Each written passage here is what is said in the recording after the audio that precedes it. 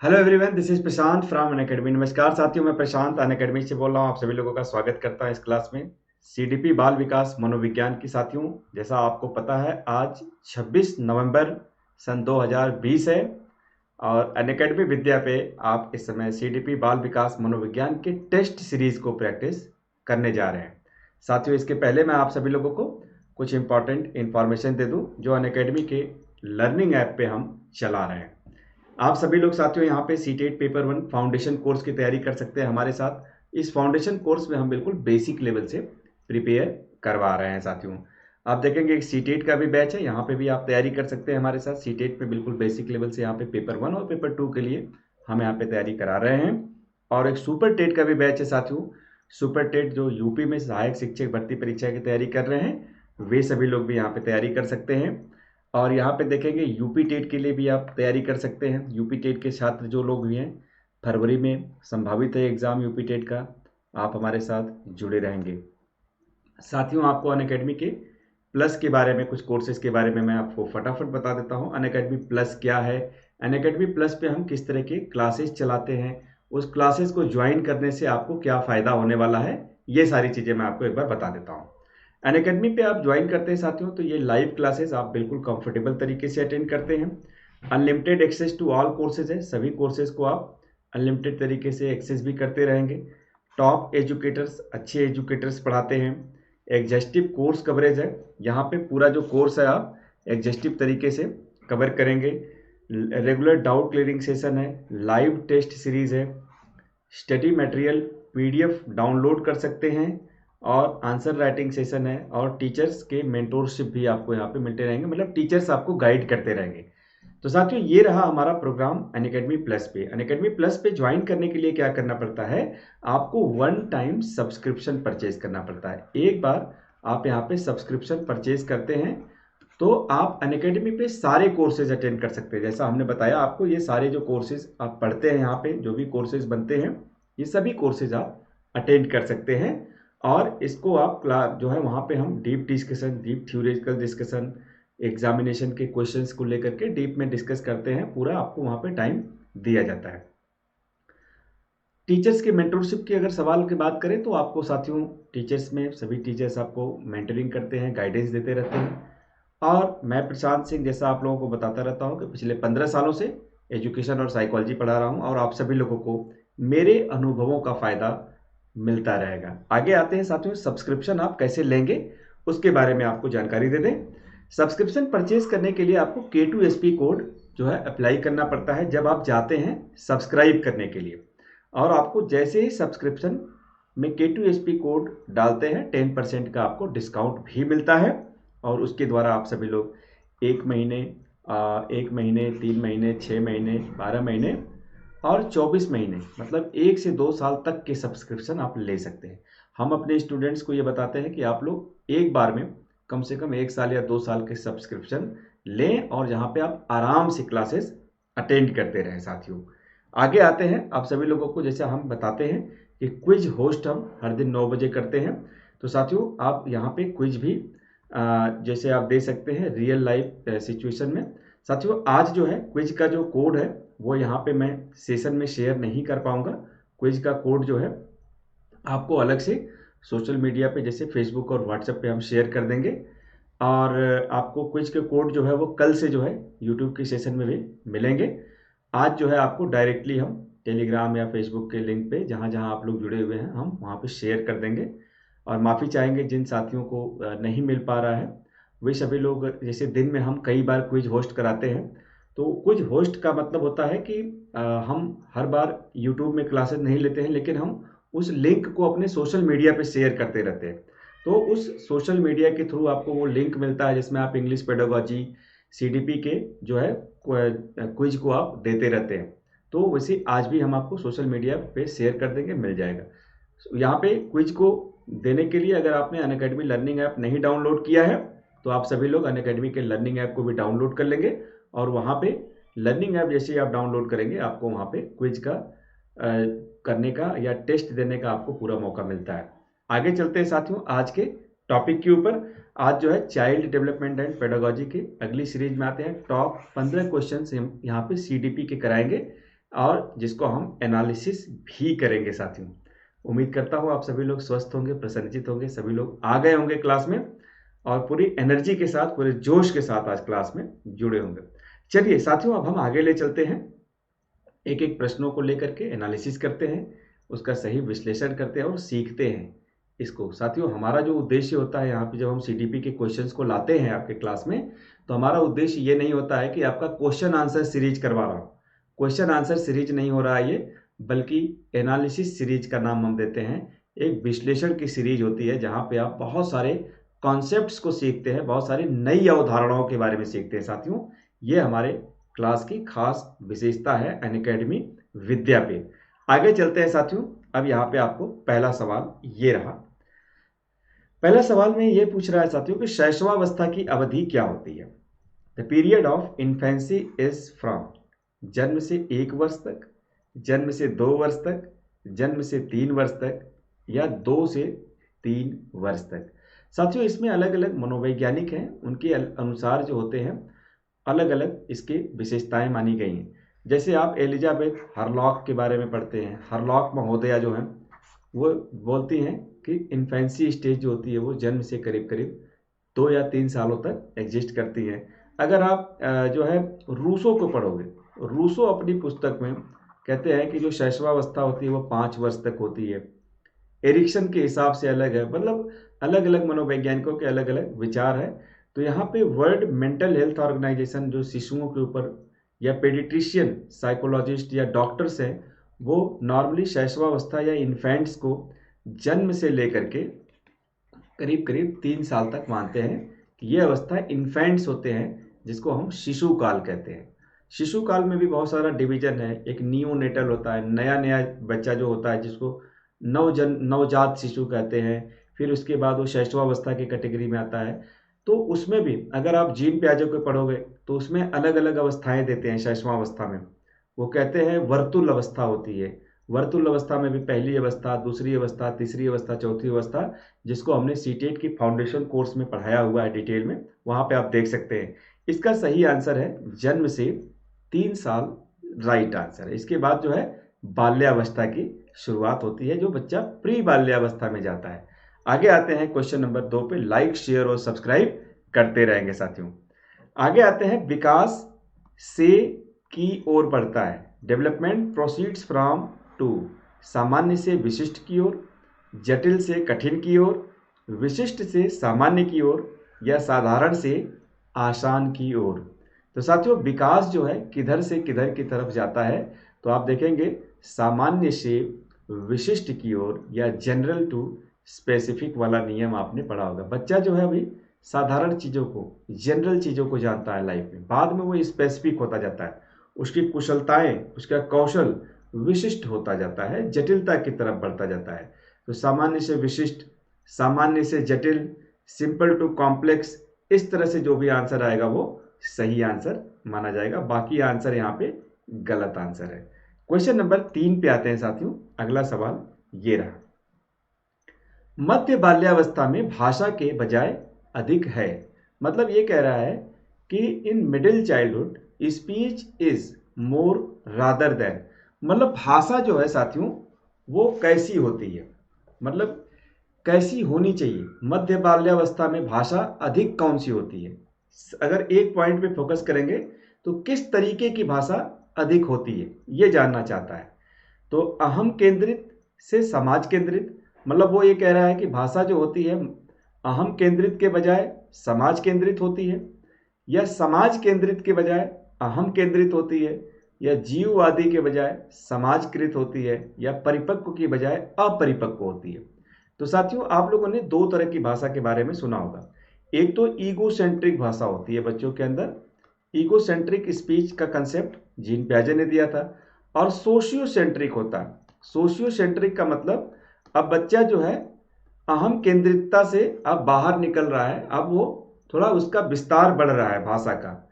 अहम केंद्रित में क्या होता है, बच्चा अपने ही विचार को महत्व देता है, अपने ही थिंकिंग प्रोसेस को महत्व देता है, क्योंकि एज कम होती है। अहम केंद्रित स्टेज में आप देखोगे 2 साल से 7 साल के स्टेज वाला बच्चा होता है, अपने नजरिए से दुनिया को देखता है। ये अहम केंद्रित भाषा कहलाती है। और सोशियो सेंट्रिक में अब बच्चा बड़ा हो गया, अब जो है 7 साल से 11 साल या उससे भी आगे की तरफ जा रहा है, क्योंकि अब वो डेवलप हो गया है। तो समाज केंद्रित होता है, मतलब सेंटर से वो डी सेंटर होता है। आप लोगों ने सेंट्रेशन के बारे में और डी सेंट्रेशन के बारे में पढ़ा होगा, नहीं पढ़ा होगा तो अनअकैडमी के प्लस कोर्स पे हमने सीटेट के फाउंडेशन बैच में सेंट्रेशन, डी सेंट्रेशन, कंजर्वेशन या रिवर्सिबल थॉट, इरिवर्सिबल थॉट बहुत डीप में डिस्कशन किया हुआ है। एक बार उसको जरूर पढ़िएगा, स्पेशल क्लासेस में भी मैंने पढ़ाई हुई है सब चीजें। तो यहाँ पे साथियों देखेंगे सोशियो सेंट्रिक जो होते हैं ये थोड़े बड़े बच्चे करते हैं। अब हम आते हैं बाल्यावस्था की अवस्था है, मध्य बाल्यावस्था में बच्चे की एज क्या होती है। तो आप देखोगे साथियों, प्री बाल्यावस्था में बच्चे की जो एज होती है वो 3 से 6 साल होती है। और लेटर या पोस्ट चाइल्डहुड कौन सी स्टेज होती है, जिसमें बच्चे की एज 6 से 11 साल होती है, जिसको उत्तरकालिक बाल्यावस्था कहते हैं। तो मध्य बाल्यावस्था कहीं ना कहीं ये 6 साल के आसपास से स्टार्ट होती होगी। तो मतलब 6 साल, 7 साल, 8 साल, 9 साल, ये करीब करीब मध्य बाल्यावस्था का एक एवरेज अवस्था माना जा सकता है।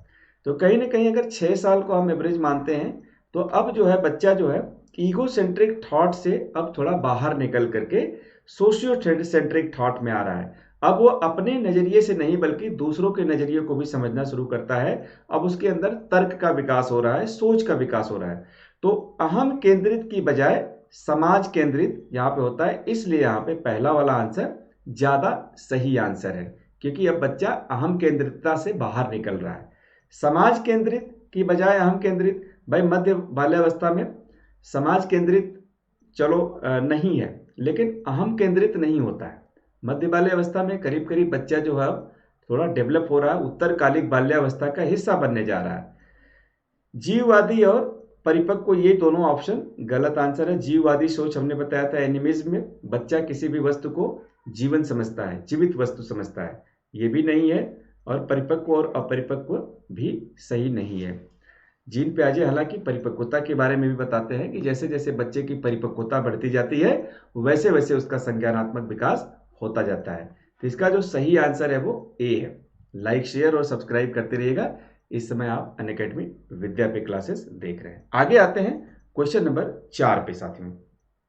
क्वेश्चन नंबर 4 जो है साथियों, बाल केंद्रित शिक्षा में क्या चीजें शामिल होती है। तो चाइल्ड सेंटर्ड एजुकेशन इन्वॉल्व्स बच्चों के लिए हस्तपरक गतिविधियां, या बच्चों का एक कोने में बैठना, या प्रतिबंधित प्रवेश में अधिगम, या वे गतिविधियां जिसमें खेल शामिल नहीं हो। तो साथियों बाल केंद्रित का मतलब होता है एक्टिविटी सेंटर्ड, जहाँ पे एक्टिविटीज हो, बच्चा करके सीखे। या जॉन डेवी की बात अगर आप सुने हैं तो जॉन डेवी कहते हैं एक्टिव लर्निंग या लर्निंग बाय डूइंग। बच्चा करके जहाँ सीखता है ये प्रगतिशील शिक्षा का आधार बनता है, और प्रगतिशील शिक्षा में ही बाल केंद्रित शिक्षा को हम लोग पढ़ते हैं। तो ए वाला आंसर सही आंसर है। बी में जाएंगे, बच्चों का एक कोने में बैठना, भाई बच्चा अगर एक साइड है तो ये जो है बाल केंद्रित शिक्षा नहीं मानी जाएगी। प्रतिबंधित प्रवेश में अधिगम, रेस्ट्रिक्टेड लर्निंग इन रेस्ट्रिक्टेड एनवायरनमेंट, मतलब प्रतिबंधित वातावरण में जो है प्रवेश की जगह यहाँ पे प्रतिबंधित परिवेश है या वातावरण है यहाँ पे। तो प्रतिबंधित परिवेश में बच्चा नहीं सीख सकता है, प्रतिबंधित वातावरण में बच्चा उतना अच्छा नहीं सीख सकता है। ये बाल केंद्रित शिक्षा का जो है ये विशेषता नहीं होगा। वे गतिविधियां जिसमें खेल शामिल नहीं हो, जहाँ खेल शामिल नहीं है ये भी उतना अच्छा नहीं माना जाएगा। हालांकि खेल ही सब कुछ नहीं है, लेकिन जहाँ खेल शामिल नहीं हो वह भी जो है उतना अच्छा विशेषता नहीं माना जाएगा। सबसे अच्छा जो है यहाँ पे ऑप्शन ए माना जाएगा। आगे चलते हैं क्वेश्चन नंबर 5 पे। शिक्षण की नवीन विधियां हैं, new methods of teaching are, बाल केंद्रित शिक्षण है या गतिविधि आधारित शिक्षण है, या ए और बी दोनों सही है, या इसमें से कोई भी सही नहीं है। साथियों जो शिक्षण की नवीन विधियां हैं, जो मॉडर्न विधियां हैं, जो आधुनिक शिक्षा है, जिसमें एनसीएफ 2005 है, एनसीएफ 2005 किस तरह की शिक्षा के बारे में वकालत करता है। तो वो कहता है कि शिक्षण जो है वो बाल केंद्रित होना चाहिए, चाइल्ड सेंटर्ड होना चाहिए, जहाँ चाइल्ड ही मुख्य हो, और गतिविधियों को भी हमें महत्व देना चाहिए जिससे बच्चा एक्टिव लर्निंग करता है। क्योंकि एनसीएफ कहता है learning should be active, learning active होनी चाहिए, लर्निंग सोशल होनी चाहिए, लर्निंग चाइल्ड सेंटर्ड कंटेक्स्ट में होनी चाहिए। तो यहाँ पे ए और बी ऑप्शन दोनों ही आंसर सही है, इसलिए C answer is the right option. आगे चलते हैं क्वेश्चन नंबर 6 पे। लाइक, शेयर और सब्सक्राइब करते रहेंगे। इस समय आप अनअकैडमी विद्या पे क्लासेस देख रहे हैं। आगे आते हैं, राष्ट्रीय पाठ्यचर्या की रूपरेखा एनसीएफ 2005 के दस्तावेज में अंग्रेजी भाषा के लिए निहित है। भाई देखिए यहाँ पे ध्यान दीजिए, जो इंग्लिश लैंग्वेज है वो नेशनल करिकुलम फ्रेमवर्क उसके लिए कह रहा है कि इंग्लिश लैंग्वेज को क्यों पढ़ाया जाना चाहिए या किस रूप में पढ़ाया जाना चाहिए। इंग्लिश लैंग्वेज मान लीजिए पढ़ाई जा रही है स्कूल में, तो क्यों पढ़ानी चाहिए, क्यों पढ़ना चाहिए बच्चे को इंग्लिश। क्या एक भाषा के तौर पे पढ़ना चाहिए, या टू लैंग्वेज या बाईलिंगुअलिज्म के तौर पे पढ़ना चाहिए, या थ्री लैंग्वेज के आधार पे पढ़ना चाहिए, या मल्टीलिंगुअलिज्म के आधार पे पढ़ना चाहिए। साथियों स्पेशल क्लासेज में हमने आप लोगों को अनअकैडमी के लर्निंग ऐप में बताया है, लैंग्वेज पेडागोजी में, इंग्लिश लैंग्वेज पेडागोजी में आप लोगों को कई बार कि यहाँ पे जो इंग्लिश पढ़ाया जाता है उसके लिए एनसीएफ कहता है कि इंग्लिश जो होता है वो मल्टीलिंगुअल कंसेप्ट के हिसाब से पढ़ाया जाना चाहिए। मल्टीलिंगुअल और इंग्लिश का क्या लेना देना है स्कूल के अंदर, तो समझेंगे। थोड़ा सा एक आधार बता रहा हूं आप लोगों को, ध्यान देंगे आप लोग। मान लीजिए हमारे इंडिया का बच्चा है, इंडिया में जो है टोटल 22 भाषाएं बोली जाती है। हिंदुस्तान में पैदा होने वाला बच्चा जो होता है वो 2 से 3 भाषाएं वो जानता है। 2 से 3 भाषाओं को बोलने वाला जो होता है वो जो है करीब करीब बाईलिंगुअल और मल्टीलिंगुअल ऑलरेडी वो कहलाता है। हमारे इंडिया का जो बच्चा होता है वो बाईलिंगुअल और मल्टीलिंगुअल होता है। बाईलिंगुअल का मतलब 2 भाषाएं बोलने वाला। हम लोग एक बार में 2 भाषाएं बोल लेते हैं, करीब 2 भाषाएं जानते हैं, तो ये बाईलिंगुअलिज्म का कंसेप्ट होता है। लेकिन जो मल्टीलिंगुअल अप्रोच होता है वो 2 से अधिक भाषाएं की जानकारी रखना मल्टीलिंगुअल होता है। कई लोग 4 भाषाएं जानते हैं, कई लोग 5 भाषाएं जानते हैं, कई लोग 10 भाषाएं भी जानते हैं। वो कौन से लोग हैं, मल्टीलिंगुअल है। तो स्कूल में जो इंग्लिश पढ़ाई जानी चाहिए, तो हमारे पास तो संविधान में 22 भाषाएं हैं ही, उसके अलावा अगर हम इंग्लिश पढ़ रहे हैं तो मतलब हमारे अंदर 2 से अधिक भाषा का ज्ञान होगा, जिसके कारण जो है मल्टीलिंगुअल हमारे अंदर या मल्टीलिंगुअलिज्म डेवलप होगा। बहुभाषिकता वाद की धारणा हमारे अंदर आएगी, हम बहुभाषीय हो जाएंगे। अब दूसरा सवाल है कि इंग्लिश ही क्यों, तो कोई भी चीज़ यहाँ पे इंग्लिश के अलावा भी कोई भी मॉडर्न लैंग्वेज भी सीख सकते हैं, तो वो भी आपको एक तरह से मल्टीलिंगुअल जो है अवधारणा को विकसित करती है। और मल्टीलिंगुअलिज्म जो होता है एक रिसोर्स होता है हमारे लिए, एक संसाधन होता है। जितनी ज़्यादा भाषाएं हम जानते हैं उतना ज़्यादा हमारा कॉग्निटिव डेवलपमेंट अच्छा माना जाता है, हमारे संज्ञान का विकास माना जाता है, हमारे ज्ञान का विकास माना जाता है। आगे चलते हैं क्वेश्चन नंबर 7 पे। निम्न में से कौन सा बाल विकास का एक सिद्धांत नहीं है। सभी विकास एक क्रम का पालन करते हैं, या विकास के सभी क्षेत्र महत्वपूर्ण होते हैं, या सभी विकास परिपक्व तथा अनुभव की अंतःक्रिया का जो है वो परिणाम होते हैं, या सभी विकास तथा अधिगम एक समान गति से आगे बढ़ते हैं। साथियों ये सवाल प्रिंसिपल्स ऑफ डेवलपमेंट से पूछा जाता है कि कौन सा सिद्धांत नहीं है, which one of the following is not a principle of development. तो साथियों यहाँ पे आप देखेंगे नहीं है, तो सभी विकास जो है एक क्रम में चलते हैं, मतलब धीरे धीरे गति से चलते हैं, वो एक क्रम में चलते रहते हैं, आगे बढ़ते रहते हैं, मतलब सडन नहीं होते हैं, अचानक नहीं होते हैं, एक क्रम का पालन करते हैं। मतलब क्या होता है कि बच्चा जब छोटा होता है तो सबसे पहले वो लेटा रहता है, छोटा रहता है, फिर क्या करता है बच्चा जो है वो बैठना शुरू करता है, फिर बैठने के साथ साथ बच्चा जो है वो खड़ा होना सीखता है। तो ये क्या है, एक क्रम है। ऐसा नहीं है कि बच्चा छोटा हुआ पैदा हुआ तो वो दौड़ना शुरू करेगा, नहीं, विकास एक क्रम में चलता है, एक विकास का क्रम का सिद्धांत कहलाता है। विकास के सभी क्षेत्र महत्वपूर्ण है। सभी क्षेत्र का मतलब विकास ओवरऑल होता है, सभी महत्वपूर्ण है। चाहे बच्चे की बुद्धि का विकास हो रहा हो, चाहे उसके संवेगों का विकास हो रहा हो, चाहे उसके पर्सनैलिटी का विकास हो रहा हो, उसके सीखने का विकास हो रहा हो, सभी क्षेत्र महत्वपूर्ण है, कोई कम नहीं है साथियों। ये भी जो है प्रिंसिपल है। यहाँ पे सी वाले ऑप्शन में आएंगे, सभी विकास परिपक्वता तथा अंतःक्रिया अनुभव के अंतःक्रिया के बीच चलते हैं। तो विकास जो है वो मैच्योरिटी और अनुभव, मैच्योरेशन और एक्सपीरियंस के बीच के परिणाम होते हैं। हमारी शरीर जैसे जैसे परिपक्व होती जाती है वैसे वैसे हमारे अंदर अनुभव बढ़ते जाते हैं। अनुभवों का भंडार बढ़ता जाता है। तो अनुभव और परिपक्वता दोनों मिल करके ही विकास कहलाता है। फाइनली वो डेवलपमेंट ही होता है। तो ये भी सही आंसर है। अगर आप देखेंगे सभी विकास तथा अधिगम एक समान गति से आगे बढ़ते हैं। तो साथियों यहाँ पे विकास की गति के बारे में आपने पढ़ा होगा, rate of development. Rate of development में ये कहा जाता है कि विकास की जो दर है वो अलग अलग बालकों में अलग अलग होती है। सभी लोग अलग अलग दर में विकसित होते हैं। लेकिन डी वाला आंसर क्या कह रहा है कि सभी विकास और अधिगम एक समान गति से होते हैं। यह आंसर गलत आंसर है। मतलब D answer is the right answer. I hope कि आपको समझ में आ गया होगा। मैं यहाँ पे साफ साफ लिख दूं, D answer is the right answer. आगे चलते हैं क्वेश्चन नंबर 8 पे। किसने कहा नए जन्मे की दुनिया एक खिलती हुई उलझन से ज्यादा कुछ नहीं होती? Who said new born world is nothing more than blooming and buzzing confusion? यह किसकी कहावत है? वीएफ स्किनर ने कहा, जीन पियाजे ने कहा, विलियम जेम्स ने कहा, या इसमें से कोई भी आंसर सही नहीं है?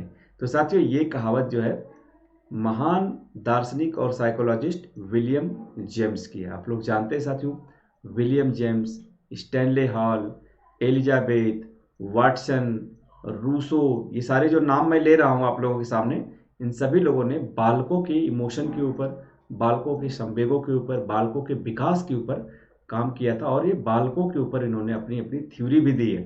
तो विलियम जेम्स ने बोला कि बच्चे की नन्ही दुनिया एक उलझन, ब्लूमिंग बजिंग से ज़्यादा कुछ नहीं होती है। एक खिलता हुआ समय या एक खिलता हुआ जैसे फूल होता है, सिर्फ वो होता है। ये बात जो है विलियम जेम्स ने कही थी।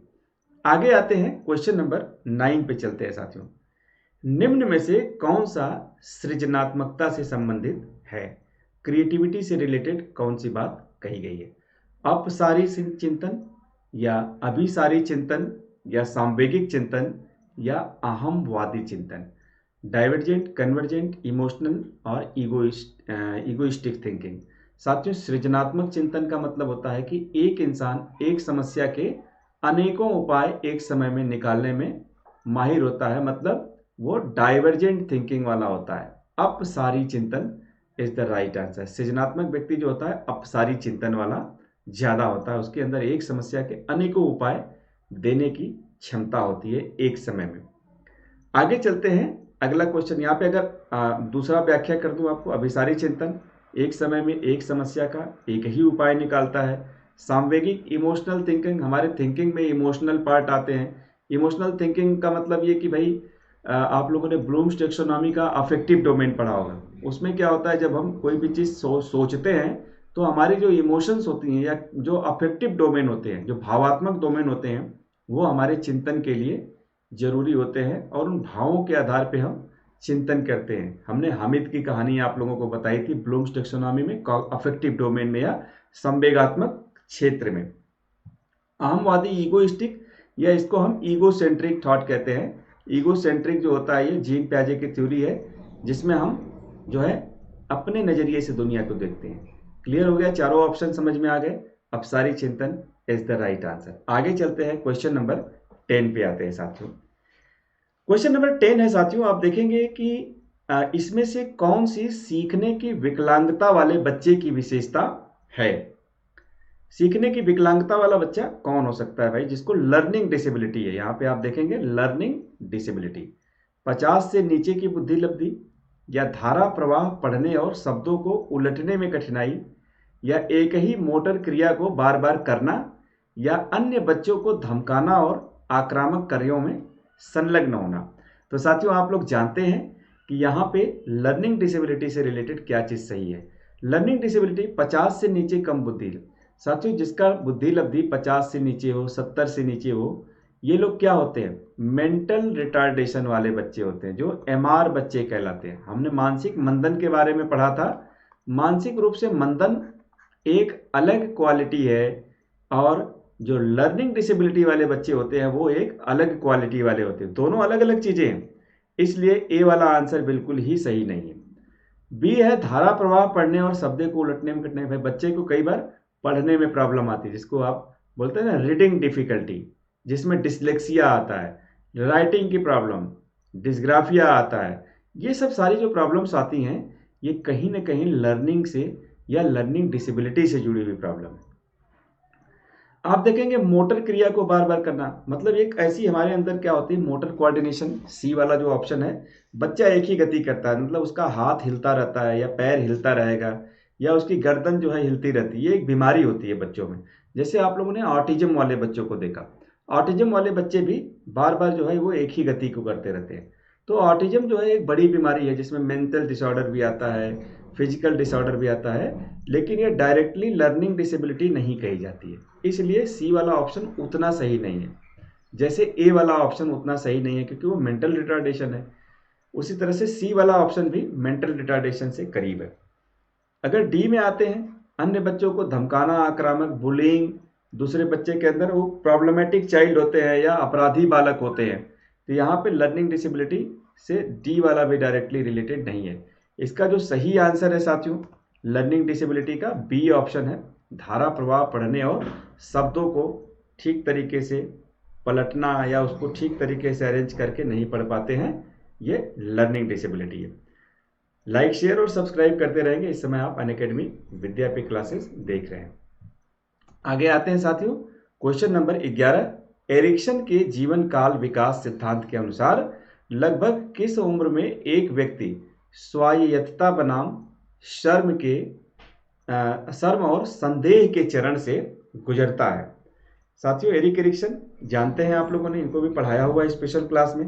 पहला साल, दूसरा साल, छठा साल या किशोरावस्था?